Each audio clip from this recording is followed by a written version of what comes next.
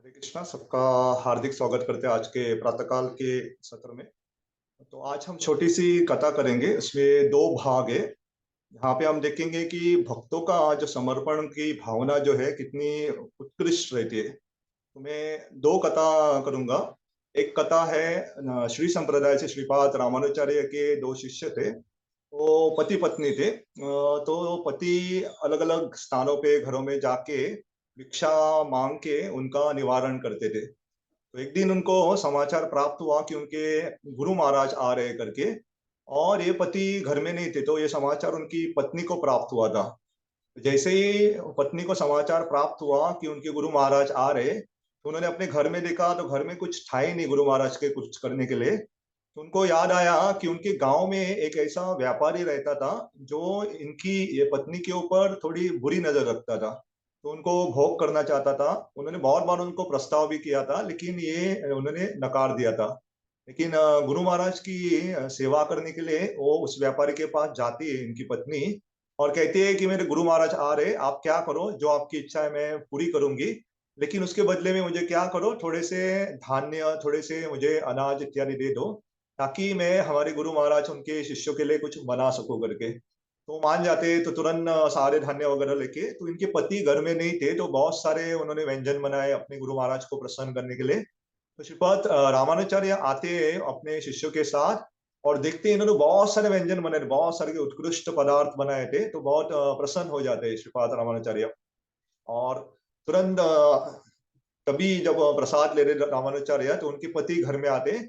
और वो देखते हैं कि घर में तो कुछ था ही नहीं, जो भिक्षा मार के लेके आते तो वही रहता था, और इतना कहाँ से प्रसाद आया करके। तो अंदर जाके पत्नी से पूछते, यह ये कहाँ से आया करके। तो पत्नी कहती कहती है, आप नहीं थे और गुरु महाराज के शिष्य आए थे, उन्होंने कहा था कि गुरु महाराज आ रहे करके। तो गुरु महाराज की सेवा के लिए जो गांव में जो व्यापारी था, वो मेरे ऊपर जो बुरी नजर डालता था। मैंने उनके साथ जाके बात की, आप मुझे सामान दे दो, मैं आपकी जो इच्छा है पूरी करूंगी करके। तो उनके पति नाचने लगे, इतना खुश हो गए, कहने लगे कि कोई ऐसा कैसे सोच सकता है कि एक पत्नी को अपनी आबरू सबसे प्यारी रहती है, इस स्त्री को अपनी जो इज्जत रहती है बहुत प्यारी रहती है। लेकिन गुरु की सेवा के लिए उन्होंने वो पे भी दाव पे लगा दिया। तो जाके अपने गुरु रामानुजाचार्य से कहते हैं कि ऐसे ऐसे मेरी पत्नी ने किया। तो रामानुजाचार्य बहुत प्रसन्न होते हैं, कहते हैं कि आप एक काम करो, मैं आपकी जो सेवा भावना है इससे बहुत प्रसन्न हुआ। तो रामानुजाचार्य जो प्रसाद लेते थे, तो उनका थोड़ा महाप्रसाद निकाल के देते और उनके पति से, और कहते आप जब आपकी पत्नी जाएगी वो व्यापारी के पास, तो ये महाप्रसाद उसे खिला देना और बाद में देखो करके। तो रामानुजाचार्य बहुत प्रसन्न होते हैं ऐसे भक्त के समर्पण से। और बाद में ये जो औरत थी उसके व्यापारी के पास जाती है। तो व्यापारी को भी आश्चर्य हो जाता है कि कोई औरत ऐसा कैसे कर सकती है करके, क्या कोई गुरु के समर्पण के लिए ऐसा भी करने के लिए तैयार होता है करके। लेकिन आई वो और उन्होंने कहा, मैं आपको भोग करने के लिए दूंगी, लेकिन उससे पहले मेरे गुरु महाराज ने आपके लिए कुछ भेजा है करके। तो रामानुजाचार्य ने जो महामंत्र दिया था वो व्यापारी को दे देती है, और वो तुरंत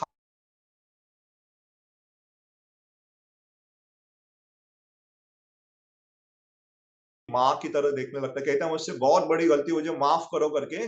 मैं सपने में भी नहीं सोच सकता कि ऐसी समर्पण, ऐसी गुरु सेवा निष्ठा रखने वाली एक माता के साथ मैं भोग करूंगा करके। मुझे माफ करो, मुझसे बहुत बड़ी गलती होगी। अभी नहीं, आइंदा से आपको जो कुछ लगेगा मुझे बोल दीजिएगा, मैं आपको दूंगा करके। तो ये एक पहली है भावना, जो एक भक्त अपनी गुरु सेवा में भगवान को प्रसन्न करने के लिए कितना एक कदम आगे जाता है, और भगवान गुरु बहुत प्रसन्न होते हैं।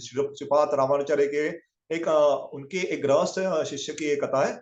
तो उसी तरह से हम हमारे गौड़ीय परंपरा में भी हम देखते हैं, हमारे श्रीवास ठाकुर करके। तो श्रीवास आंगन में श्री चैतन्य महाप्रभु अलग अलग प्रकार की लीला करते थे, नाच होता था, कीर्तन चलता था। तो एक बार श्री चैतन्य महाप्रभु कीर्तन कर रहे थे, तो पता चला कि चैतन्य महाप्रभु को मन में इतना प्रसन्नता नहीं हो रही थी। तो महाप्रभु ने पूछा, क्या घर में कुछ ऐसा हुआ है जिसे आप बताना नहीं चाहते। तो श्रीवास कहने, नहीं नहीं नहीं, कुछ नहीं हुआ, आप नाचो नाचो, महाप्रभु आप कीर्तन का आनंद ले लो करके। लेकिन सही में जो हम श्रीवास ठाकुर थे, उनका जो लड़का था उसकी मृत्यु हो गई थी। लेकिन उन्होंने अपने परिवार के लोगों को कहा था कि अगर आप चैतन्य महाप्रभु की कीर्तन में बाधा बनोगे, तो मैं क्या करूंगा, अपने गले में बड़ा सा पत्थर बांध के गंगा में डूब मरूंगा करके, तो चुप रहो करके, रो मत करके। तो सारे वहां पे दुख था लेकिन रो भी नहीं पा रहे थे, श्रीवास ठाकुर ने आदेश दिया था।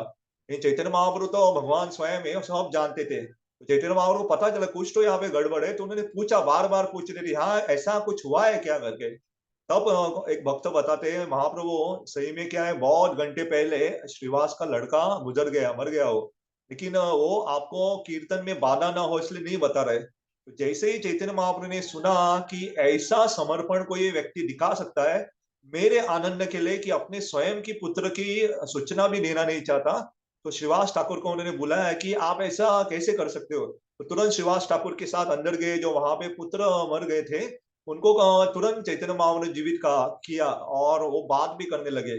और वहां पे थोड़े से वहां पे तत्व के बारे में चर्चा हुई कि कैसे, कि अलग अलग यहाँ पे हम माता पिता रहते इत्यादि। लेकिन बाद में चैतन्य महाप्रभु उनको पुत्र को अनुमति देते, और चैतन्य महाप्रभु श्रीवास ठाकुर के समर्पण से इतना प्रभावित होते, इतना प्रसन्न होते, कहते श्रीवास मैं आपसे इतना प्रसन्न हुआ हूं करके, ऐसा दिन कभी भी होगा कि साक्षात लक्ष्मी देवी भी घर घर में जाके क्या करेगी, भिक्षा मांगेंगी। लेकिन हे श्रीवास, आपके घर में कोई वस्तु चाहिए और आपको ना मिले ऐसा कभी नहीं होगा। इसलिए हम देखते हैं श्रीवास ठाकुर भगवान के ऐसे एक भक्त है कि उनके निवारण, उनके पालन पोषण का वो कभी चिंता ही नहीं करते।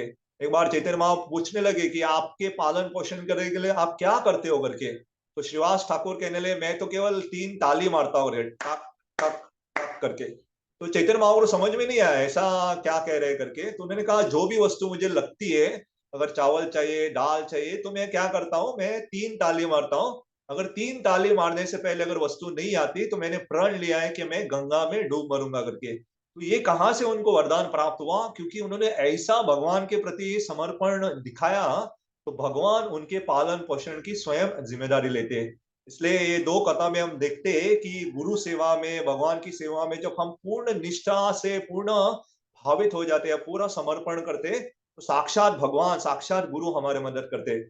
श्रीपाद रामानुजन कथा में हम देखते हैं, साक्षात रामानुजन ने अपना महाप्रसाद देके उस स्त्री को, उनके वो व्यापारी के, उनकी बुरी नजर से बचाया उन्होंने। और यहाँ पे देखते हैं श्रीवास ठाकुर को चैतन्य महाप्रभु ने वरदान दिया कि लक्ष्मी देवी भी भूखी रह सकती है या भीख मांग सकती है, लेकिन आपके घर में कभी किसी वस्तु की कमी नहीं होंगी करके। तो हम प्रार्थना करते हैं भगवान से कि ऐसे महान भक्तों का जो समर्पण है, उनकी जो भावना है, हमें भी लेश मात्र में आए। ये हम सुबह सुबह उठ के कथा करते हैं, सुबह सुबह भगवान का नाम लेते हैं, ताकि ऐसे महान भक्तों की कथा श्रवण मात्र से हमें वो थोड़ा गुण आए करके। तो आइए सभी वैष्णव को हम प्रणाम करते हैं। वांछा कल्पतरु वैश्य कृपा सिंधु भयवच पतितानां पावनेभ्यो वैष्णवेभ्यो नमो नमः। अनंत कोटि वैष्णव वृंद की जय। श्रील प्रभुपाद की जय। हरे कृष्णा।